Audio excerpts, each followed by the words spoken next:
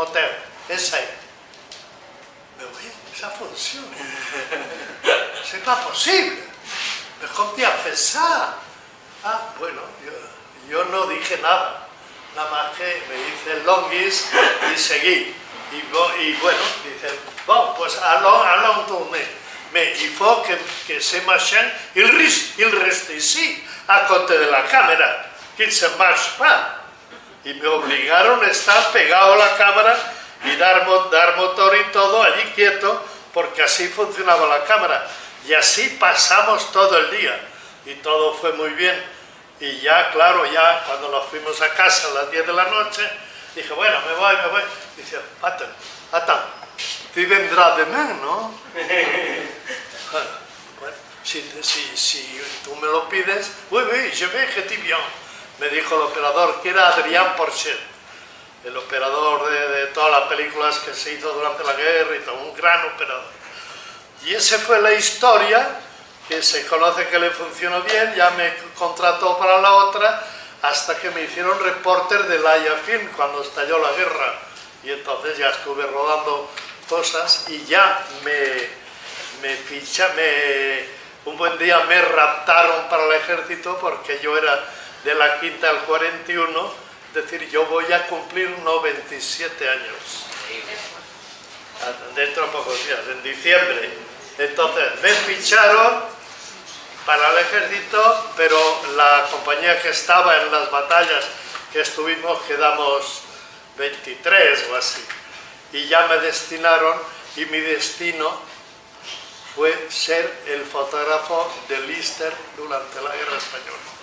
Tampoco lo perdáis este capítulo, aunque aquí no se habla de ello. Bueno, que os guste la película, os he contado el principio, pero realmente aquella vida era horrible. Yo no sé ni cómo pude sobrevivir y por esto yo me acuerdo mucho de mis compañeros de trinchera, que uno era Joaquín Galve Peguero de Zaragoza y el otro Graciniano Gómez Catón de Cariñena. Un beso para ellos. Gracias. El principio de mi vida fue horrendo porque con 17 años me movilizaron y estuve en el frente.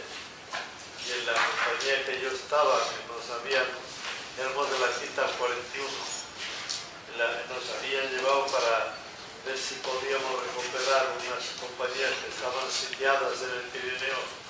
Pues resulta que en un mes nos quedamos, me parece que eran 10 o 12 terribles, y algunos, vamos, a mí me reventaron el oído y cosas así. Pero era horrible aquella vida en que veías al llegar al día siguiente que mataban más y más y más y que pensabas que no llegarías ni a comer o no a dormir o que ya no desayunarías. Estabas siempre en ese porque era horrible.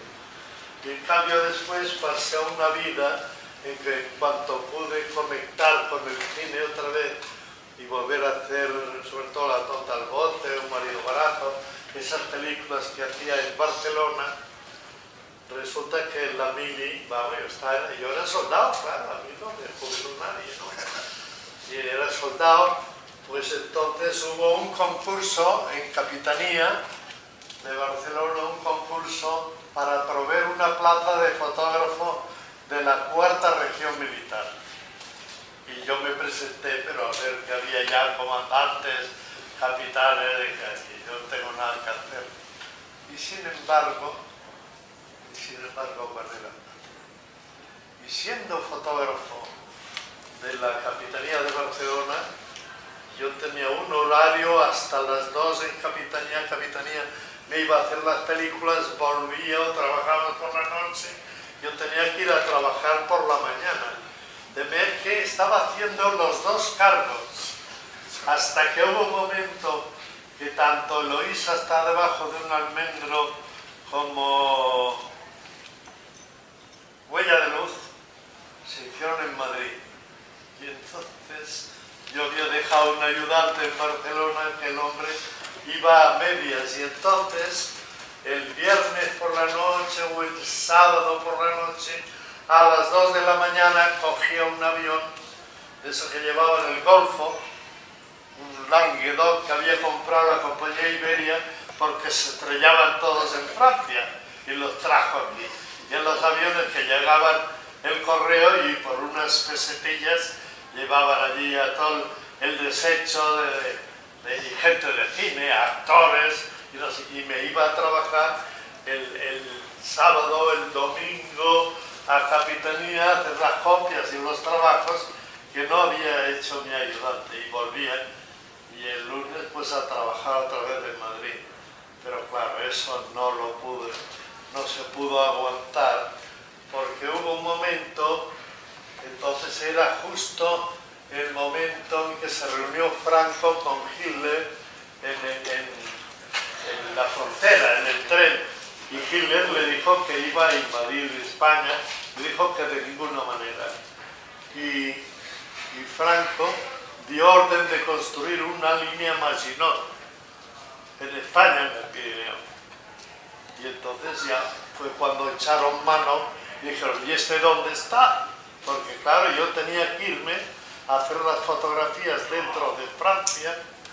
Tenía que entrar, en la frontera había alemanes, centinelas, que se retiraban pues a las 11, a las 12 de la noche, se iban a dormir y volvían a las 9 de la mañana, que hacía un frío allí en el Pirineo.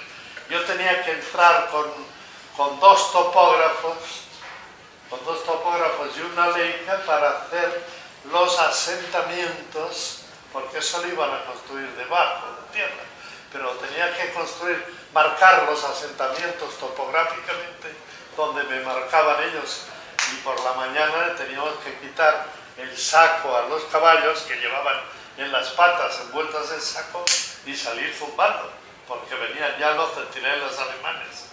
Menos mal que esto me duró como 3 semanas y ya me jubilaron, pero quiere decir que tanto el principio como el final de mi vida militar fue espantoso. Yo lo que no sé es cómo pude llegar a hacer tantas fotografías como veis aquí. La línea esta que quería construir Franco se llamaba la línea Pérez. La línea P. ¿Te acuerdas de Antonio? Marcaba P, la línea P. ¿Te acuerdas de Antonio Mallanas? ¿No te acuerdas? No sé, tú. ¿Sabes bien? ¿Estás tú? Estoy ahí. La chica Yeye, Sí. yo soy el guitarrista, las flores para mí también estoy. Fíjate, ahí lo tienes, auténtico. Una chica ilusionada también. Sí, es tremendo. Pues ese es el mundo horrible, vamos, que yo viví, no sé cómo pude hacer tantas películas. Era bueno, y si yo me pusiera a contaros anécdotas, pues estábamos aquí hasta mañana a esta hora. Porque entre otras cosas, ya que hablas tú de la película de Sanderedia, esta película Historias de la televisión. fuimos a localizar a Murcia, a Fortuna, porque había que rodar en un balneario y entramos en Fortuna y iba muy bien. Pero cuando ya, y los de Fortuna dijeron, uy, ahí van a venir los del cine que van a pagar la Navidad, porque íbamos a ir el 1 de diciembre. Dice, vamos a comprar lotería, ¿no? Y se lo vendemos a ellos con el 25% de recargo. Y cargaron de lotería como no tenéis idea. Y nos avisaron, cuidado que os van a timar con los baños. Y a todo esto va Masoa, me parece que era Dipenfa, no sé si era Dipenfa o CB Films. Dice, no, ahora no vamos a tener dinero para empezar, hay que esperar un mes a primeros de enero. Y entonces él avisó ya a Fortuna que no íbamos hasta dentro de un mes, pero ya estaban atiforrados de lotería. Y entonces aquella gente no podía vender la lotería. Pues en Fortuna tocó el 1 de marzo. Fue terrible, ¿te enteraste? ¿No? Sí, pero no sé, no rodamos en diciembre. Imagínate, cosas de esas ahí. anécdotas, cosas de esas. Y bueno, y rodando una película de la historia peruana, me parece que era El último rey de los Incas. El último rey de los Incas iba siempre con un puma negro, pero claro, al lado estaba el domador, siempre al lado. Y entonces teníamos que rodar en Aranjuez varias cosas y preparo la luz en Aranjuez y de repente se corta la luz por una avería y cuando mira la luz del puma no sabemos dónde está. Un puma negro. Imagínate, cosas de esas han ocurrido muchas. Siéntate y con Carlos. Os doy las gracias y si alguien quiere preguntar algo, pues oye, Mira, aquí yo estoy. te quería preguntar, porque estamos en un ciclo de oficios de cine. Ha venido un guionista, uno de cada, ¿no? Entonces nos gustaría que nos explicaras un poco en qué consiste la labor del director de fotografía en cine. Bueno, la labor mía no es realmente cuando yo he hecho una película, es decir, empezó,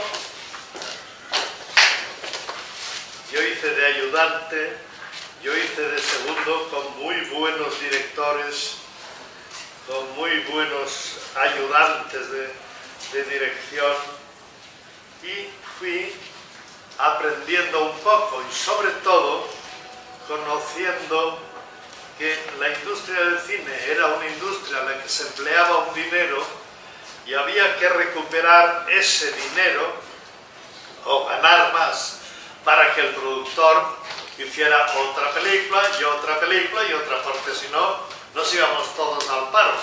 Y entonces el problema era hacer que los guiones fuesen comerciales.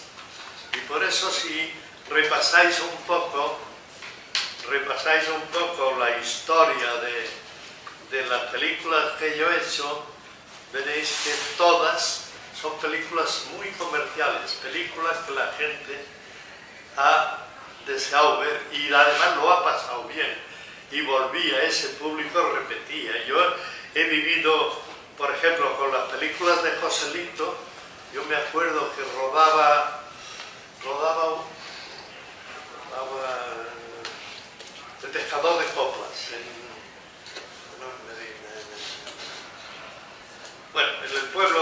en un pueblo que hay allí, que está al lado del estrecho, al lado de la desembocadura del agua de Guadalquivir, Sanlúcar de Barrameda.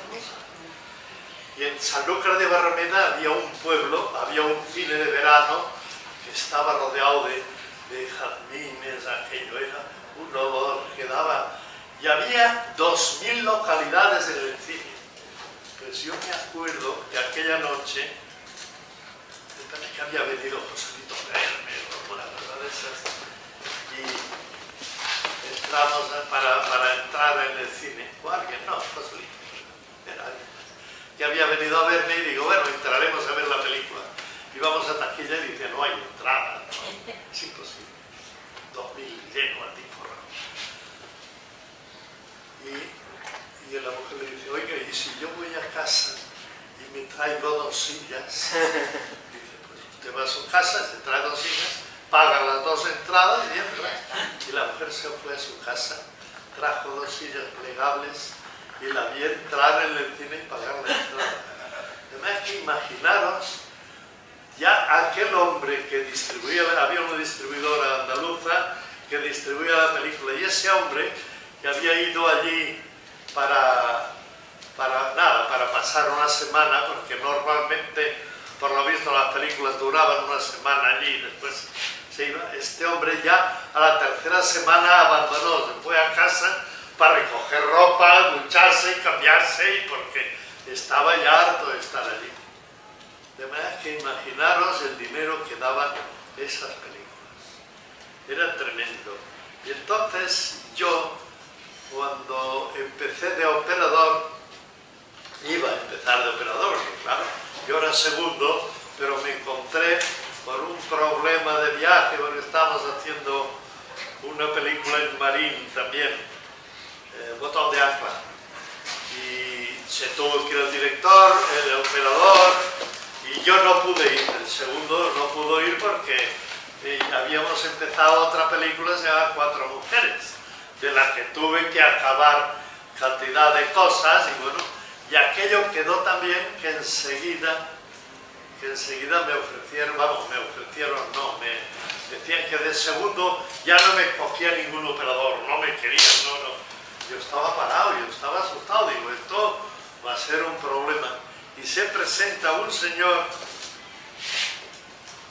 y me dice, oye, vas a debutar conmigo, yo voy a hacer una película que voy a financiar, que es una historia que yo he escrito y tú vas a hacer la película. Digo, dame el guión. Y el guión, dije, no, mira, se lo devolví, dije, yo no puedo hacer esto. Yo no puedo hacer esto. La película el actor era Fernando Fernández Gómez y su mujer, que canta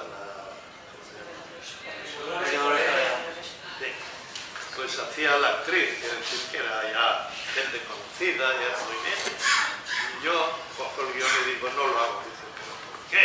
Digo, porque no me gusta, no me da buen olor esa película. Y además te aconsejaría que no la hagas porque te vas a dejar hasta los dientes en esta película y no vas a recuperar ni un duro. Hombre, no digas eso. Digo, bueno, mira, yo estoy acostumbrado. Yo sé medir las películas perfectamente, cómo van, cómo llegan o cómo tienen que llegar al espectador para que se encuentre bien, lo pase fenomenal o lo pase mejor todavía y vuelva incluso a verlo por segunda vez o recomiende la película. Pero esta película no. Bueno, dice, bueno, pues nada, oye, no. Tú te lo pierdes y el hombre ya no cuenta conmigo y empieza la película. Se lleva al tercer día o cuarto día, se lleva al estudio a su hijo para enseñarle lo que están haciendo. Un niño, no sé lo que debía tener, pero debía tener 11, 12 años así. Está por el estudio, viendo las cosas, tocando, mirando. Se pincha con un clavo que estaba oxidado y a la semana muere. Del problema que había, la maquilladora, Asunción, también no. Tuvieron que internarla porque se trastocaba.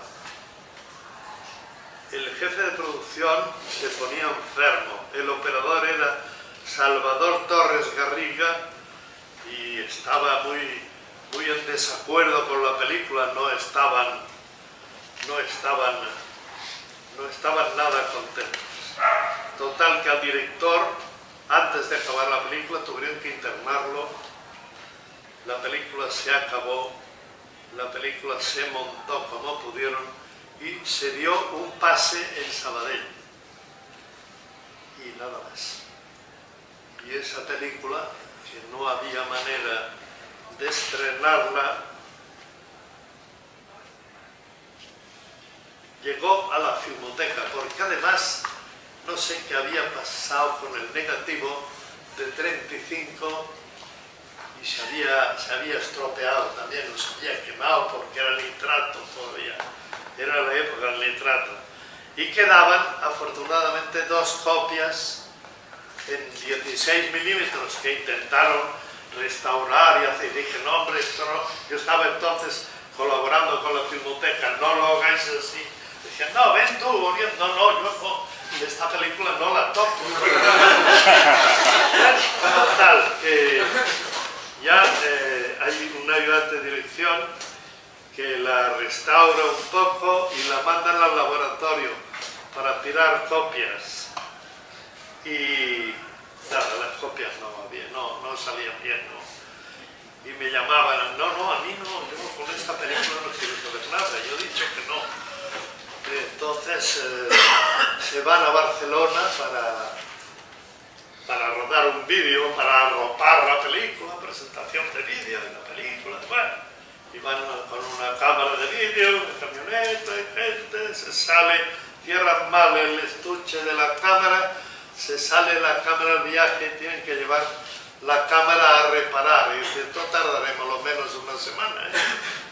Bueno, ya les cuesta un dinero. Entonces encuentran la casa vacía de un amigo que está afuera. Dice, por lo menos no costará dinero del hotel. Y van a vivir allí a la casa, en la calle Balmes, muy arriba, a un sexto piso. Y ya viven todos allí, pero con las prisas de entrar, salir y hacer cosas, se deja uno la llave del cuarto de baño abierta y la escalera, y baja el agua por la pared de la escalera y tiene que pintar toda la escalera hasta el sexto piso, porque aquello queda como un cuadro. No consiguen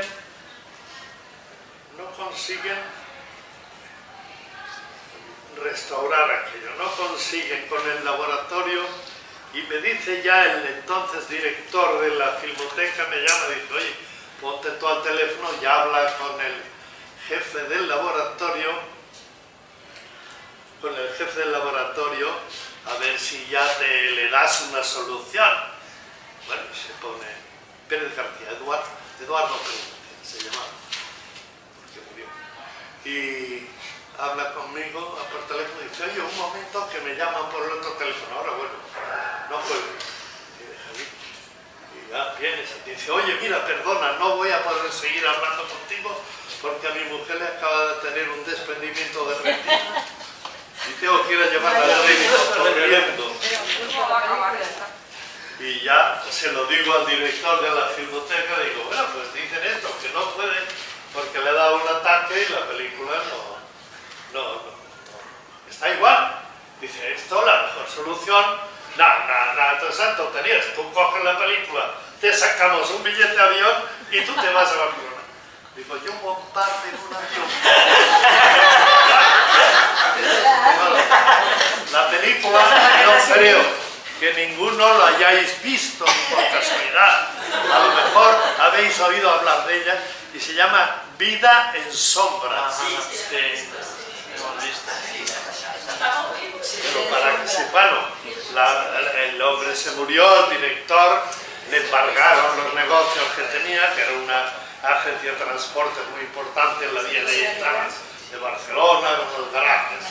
Todo lo perdió, la mujer se ha muerto, todo. Y la película, me imagino que está peligrosamente en un rincón de allí, de la Filmoteca, que aquello es territorio maldito. Quiere decirte que yo siempre que he ido a empezar una película, he dicho el guión. He leído el guión y muchas veces he dicho, lo siento, pero yo no tengo tiempo porque estas fechas coinciden con otras que ya tengo preparadas y no puedo hacerlas. Y unos se han dado cuenta y otros no. Y había en algunas de ellas ha habido directores importantes, pero que no eran del agrado del público, no sabía la gente.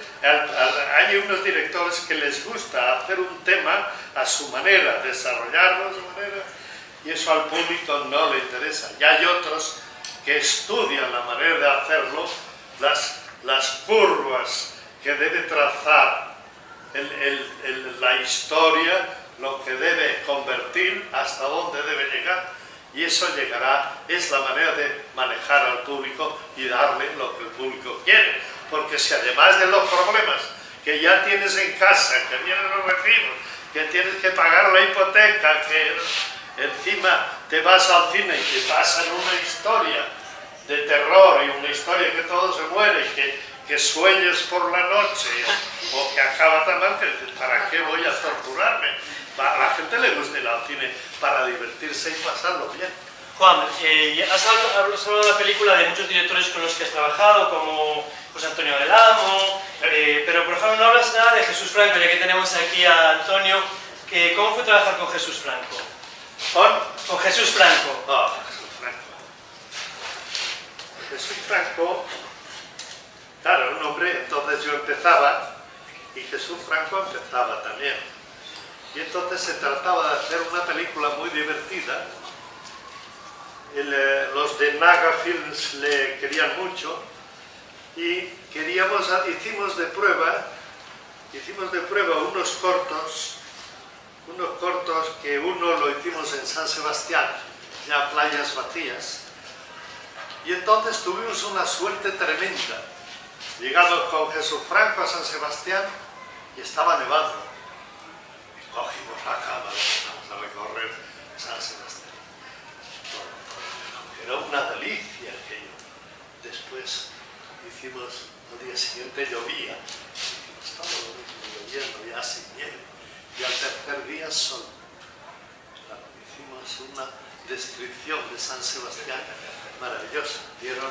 Se llama Playas Vacías, el documental, y le dieron un primer premio, por lo cual le dieron la Vuelta a Silva Blum. Y en la Vuelta a Silva Blum hay una teoría que ahora en óptica se está utilizando, que es el uso de objetivos invertidos, o sea que de cara al exterior no son lentes positivas sino lentes negativas, pero que si operan indistintamente la lente negativa del resto del objetivo, corriges totalmente todas las aberraciones. Y efectivamente, es decir, en vez de cámara tener un ayudante, había dos, porque hay dos, había que fabricar unas tiras y poner unas lentes que pedimos, yo las pedí a Edmund, que en Londres las fabrican, vamos, en 48 horas me fabrican cantidad de cosas allí. Y entonces con esas lentes, ese objetivo partido por la mitad que trabajaba, ya dio la Muerte de Silva Blum, que fue un éxito tremendo, y entonces Jesús Franco estaba ya el hombre animado a que trabajásemos más. Pero como era un hombre que le gustaba mucho vivir muy bien, pues el problema era que me llamaba por las noches a las 2 de la mañana, que se había liado en algún sitio, que estaban de borrachera y que no podía pagar. Y que yo tenía que ir a sacarle del atolladero. Y ya, bueno, los primeros días, vaya, pero ya la cosa persistía. Le dije, oye, ya déjame por favor trabajar, yo quiero trabajar en paz, quiero hacer lo que me guste, sentiré no poder hacer tus películas, pero... ¿Y con Berlanga has trabajado? ¿Con Berlanga has trabajado? Con Berlanga, al que me une una gran amistad, al que me une una grandísima amistad, no he trabajado. Pero cuando hicimos día tras día, él tenía una productora, él y Bardem, tenía una productora que se llamaba Altamira, donde tenían un poco de dinero puesto, pero que no podían hacer un guión que tenían, que se llamaba Esa pareja feliz. Y nosotros con día tras día sí ganamos mucho dinero, y entonces él, como parte del dinero fue a parar a su compañía, pues él pudo hacer Esa pareja feliz. Y cuando me veía me abrazaba, me levantaba, sí. Y además yo iba a hacer el Bienvenido Mr. Marshall, pero no cuento el motivo porque no quiero poner en ridículo a otra persona que ya no está con nosotros y que estuviera. Yo iba a hacer Bienvenido. La de Esa pareja feliz es la que está basada en un relato de Garneville. ¿no? No la pude hacer porque estaba yo en Barcelona haciendo una película con José María Forqué. Otro de los con los que has trabajado mucho, ¿no? Sí. Y con Pedro Lazaga también, ¿no? Y con Lazaga. ¿Cómo fue trabajar con Lazaga? Sí. ¿Cómo era Lazaga? Lazaga era estupendo, era un hombre que cogía un guión, conocía bien el desarrollo, le daba una métrica que él se marcaba en el guión, y a veces se daba el caso de que él por alguna razón no podía venir o porque tenía que ir al médico o tenía un problema a primera hora y venía pues 1 hora y media más tarde o así, pero ya el plano yo se lo había preparado como él lo iba a hacer más o menos, ya me lo sabía de memoria, vamos. Sí. No, muy bien. Y con Piquer Simón, que hiciste muchos efectos especiales para él, ¿cómo era trabajar con él? ¿Ya has visto Slacks? ¿Y con Emilio Ruiz también has trabajado? Bueno, Emilio Ruiz qué pena, no está con nosotros, pero era como de mi familia. Yo estaba haciendo El Santuario no se rinde en estudios de la FEA con 2 platos unidos y el fondo era unas telas. Y claro, no podía yo siempre que estuviera Entonces daba la sensación de que estaba despejado el cielo, ¿no? Y todo pasaba en un terreno con una ermita, un árbol, pero no, el cielo se veía horrible. Y entonces pensamos que había que pintar nubes. Y había un señor que se llamaba Salvá, Enrique Salvá, que iba con una moto y siempre lleno de cacharros de alrededor de pintura. Aquello era divertido, era como hacía todo ruido aquello.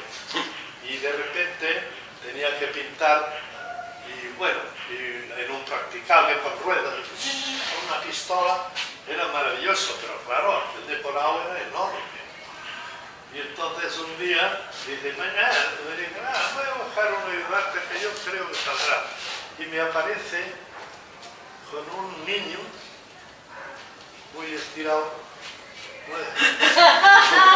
con unos 2 botes de pintura. Y el tío mirando. Debía tener 15, 16 años, de esos que había espigado de repente, pero era alto. Y bueno, dice, este va a ser negro. Y efectivamente, se montaba uno en un practicable entre el otro, uno haciendo nubes por aquí, el otro por allí. Y todos los días me cambiaban las nubes, claro, porque era lo normal. Y aquello nos permitió hacer la película. Y a partir de ahí ya Salvá, no sé si en esta película o en la siguiente, tuvo un accidente de moto y murió frente a la CEA. Y entonces ya se quedó Emilio Ruiz, que ha hecho películas en Rusia, en China, ha sido algo tremendo. Y te diré más, que en cuanto podía, si no había mucho trabajo de rodaje, él se traía incluso maquetas y trucos que tenía que hacer para Italia y lo traía aquí para que lo hiciéramos los dos. Y lo hacía yo con él. Él quería siempre que estuviera. Es más, habéis visto que hay en territorio comanche hay un puente que vuela, que forma parte de la carretera.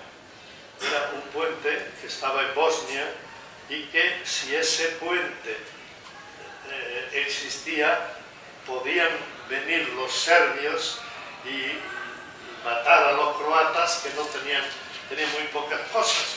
Y entonces los croatas en casa, cada uno aportaba los bicharracos, esos que venden, los fogoncitos que llevan por la casa, que son colorados. Bombones de camping De gas. camping Camping gas. estos, y entonces esto lo iban apilando al lado del puente y con eso volaron el puente. No camping gas, con los otros materiales. Las bombonas de bucal. Sí, con los grandes ya. Y con eso lleno, entonces con soldados al otro lado, y aquello era de una responsabilidad muy grande. Y yo ya me había jubilado, ya había pasado, porque había pasado en la grieta, lo había pasado muy mal, y vivía yo como de milagro también. Y entonces vino y dice, oye, que quiero hacer esto y quiero que vengas tú, porque yo tengo miedo de hacer esto tan complejo. Dije, no, venga, me he jubilado, a mí déjate de historia. Bueno, pues el tío no faltaba más que me viniera a ver el gobernante mayor de... No, él se buscó gente, no, que tienes que hacer presión, que tienes que venir, y ya fui a prepararlo. Claro, Ese fue un río donde no era río, donde era un arroyo, donde había... Entonces había que dar, para la sensación, había que dar a los árboles, como estamos, los ángulos están equilibrados y tiene una secuencia para poder montar. Esto no se puede tocar. Y parece que se enfadó conmigo, el director, estaba muy... Gerardo Herrera, ¿no? Gerardo Herrera. Estaba así muy... Bueno, y total, que ya lo hacen así, lo montan, y estrenan la película, mandan las entradas. Bueno, y llegó el estreno, estaban allí sentados, y él estaba un poco más adelante con su familia y su hijo, se levanta, mira, y el hombre viene,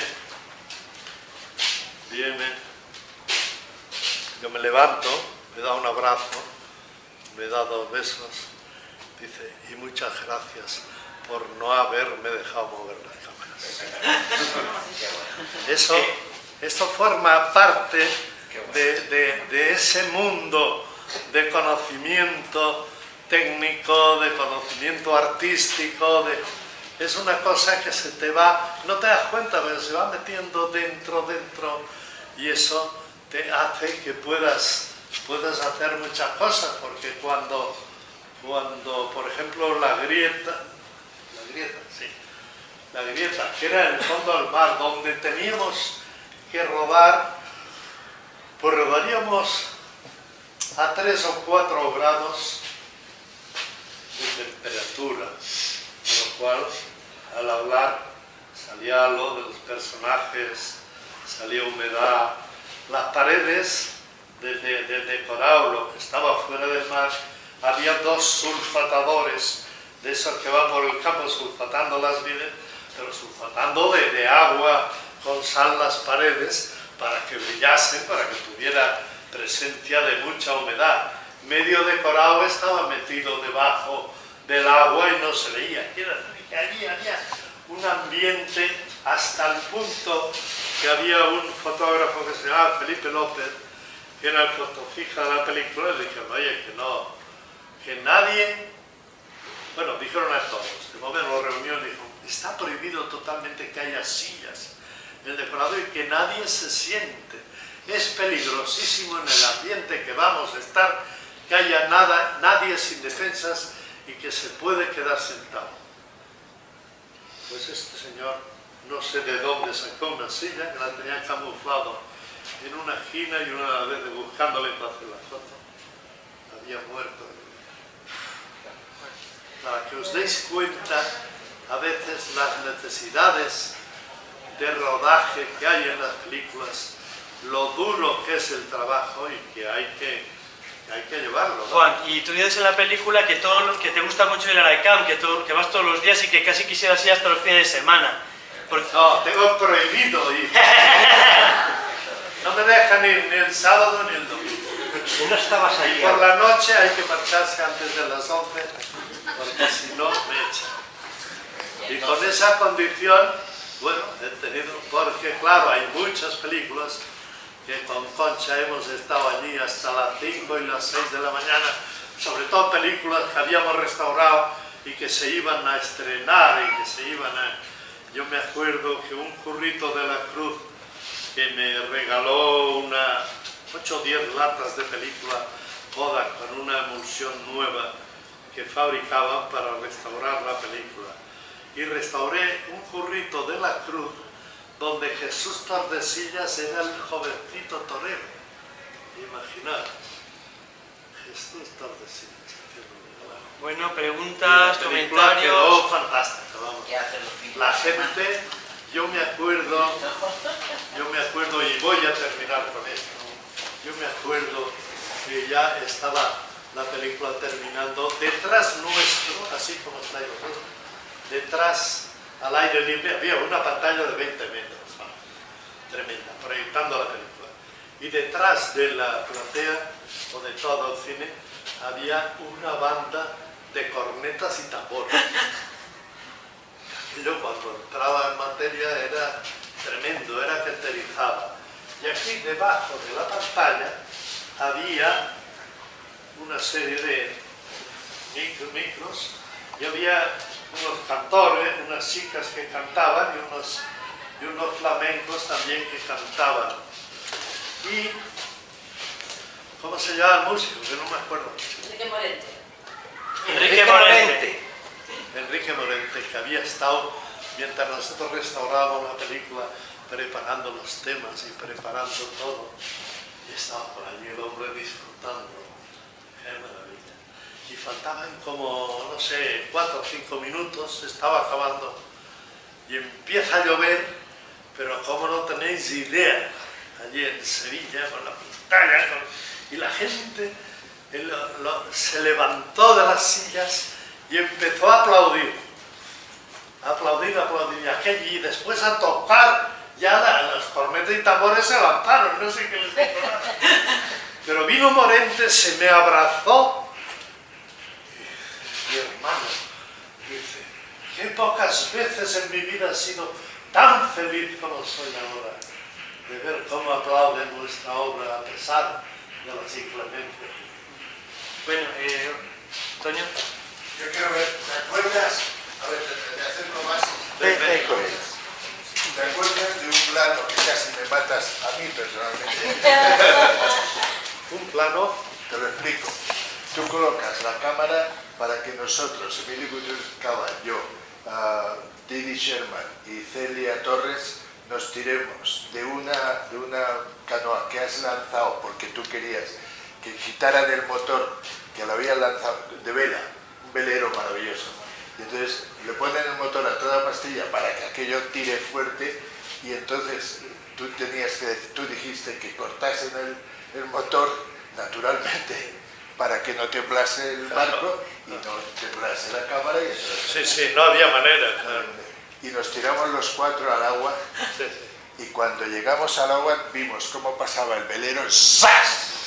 En Palma de Mallorca, y no se veía tierra por ningún lado, ni desde el velero ni desde abajo. Sí. Y entonces nos dejasteis allí. Yo no, bueno. ¿Te acuerdas o no? No me acuerdo. Pero en Palma de Mallorca me parece que no habíamos rodado. En Palma de Mallorca rodamos las canciones de ella en el auditorio, y después con el negro, que no me acuerdo, No me acuerdo. el hombre negro. Bueno, oye, es una cosa que...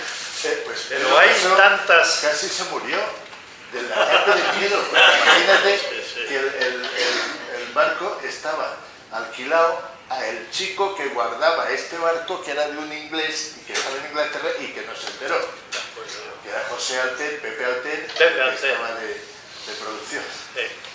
Sí. Sí. No me acuerdo de esto exactamente. Allí, pero aventuras de estas, vamos.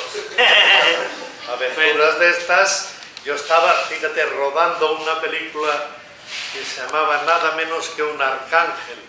Es la historia de un cura que está en el pueblo y que todos los jóvenes se marchan a la ciudad y el pueblo está parado porque no hay nadie que trabaje en la tierra. Y entonces escribe al ministro y dice que mande un ángel para que le ayude, que no sé qué. Y el ministro le contesta que no, un ángel no ha encontrado, pero que le manda un arcángel. Y entonces la película la hacía Conrado San Martín y Marisa Prado. Y entonces Conrado San Martín, al que eligen del pueblo, porque es el único que tiene carnet de conducir, porque había tenido una Vespa.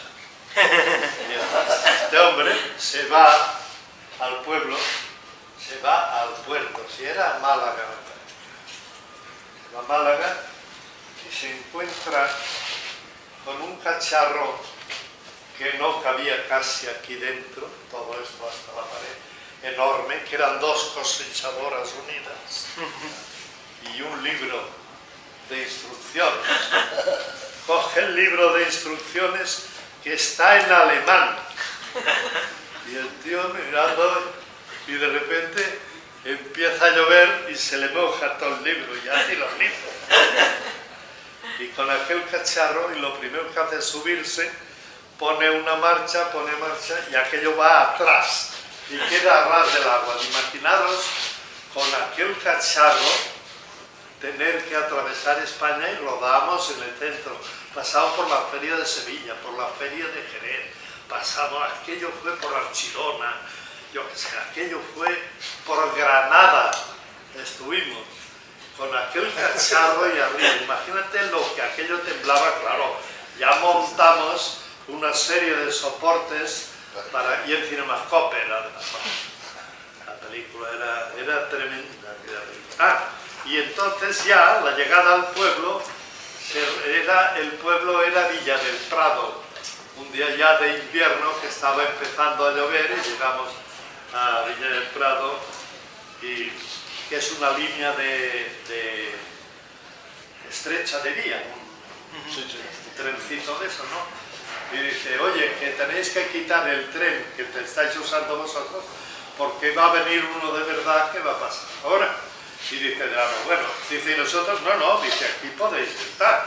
Bueno, y entonces estamos montados sobre un practicable alto, con la luz y con todo, y dice, aquí hay sitios, sí, bueno, vamos a seguir robando el pueblo, que no sé qué, y estamos así, y el tren que venía por la otra vía, resulta que venía cargado de postes de telégrafo atravesados.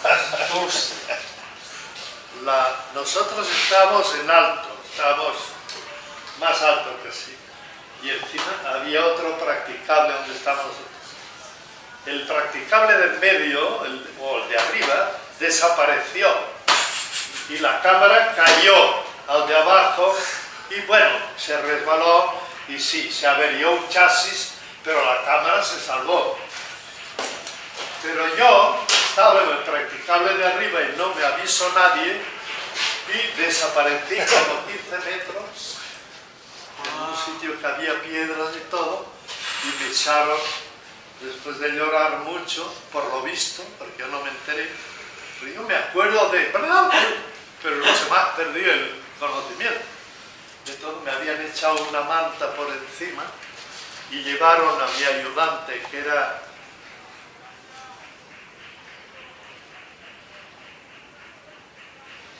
un ayudante de cámara, tú lo conocías seguramente porque su hermana era maquilladora. Félix Mirón no era. No. ¿Cómo? Félix Mirón. No, Félix Mirón no era. Bueno, Benito Villaseñor, ninguno de esos. Bueno, ya me acordaré. A ver si te acuerdas tú. Del que su hermana era peluquera y él era ayudante de cámara. Estaba conmigo. Como peluquero era muy conocido. Bueno, Eduardo no las es. dos hermanas. Guillot. ¿Eh? Guillot. Guillot, Fernando Guillot. Ah, Fernández.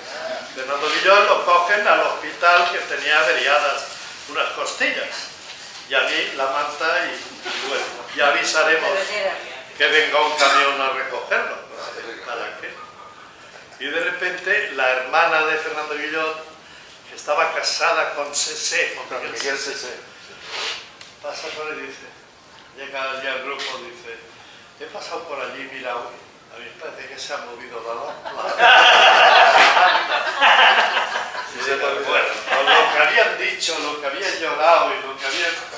¿Cómo se va a mover la manta? Con el trastazo que la... Porque eran como de aquí a la pared del fondo.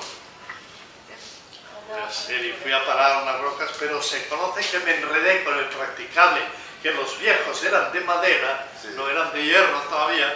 Se conoce que me enredé, se paró el golpe. Claro, el golpe me quedé perdida la razón, pero pues... Y sí, me moví, nada, ni ir al médico ni nada. Me dieron para calentarme un carajillo y a rodar otra vez. Cambiamos el chasis. Para que veáis la cantidad de cosas que pasan en los rodajes. Es increíble. Y ahí hay un plano que no he visto que era momentos antes de rodar ese plano. Estábamos ahí. Porque del amo vio venir el tren y saltó. Sin avisar. Pero yo estaba con la cámara, que si esto, y catapum. Bueno, pues vamos a ir acabando ya. Si hay alguna última pregunta. No, bueno, pues te queremos dar un pequeño detalle de recuerdo de haber estado aquí. También le queremos dar muchas gracias a Concha, su esposa, por ayudarnos en las gestiones para que viniese. Ven, Concha, para la foto. Ven aquí, cagas Ven aquí, y bueno, nada, recordaros que el sábado que viene ahí. va a estar... Nosotros tenemos el rincón de los regalos. A ver, 1, 2, 3. Voy a hacer más. 1, 2, 3. Bueno, y comentaros eso, que el sábado que viene va a estar Roque Baños,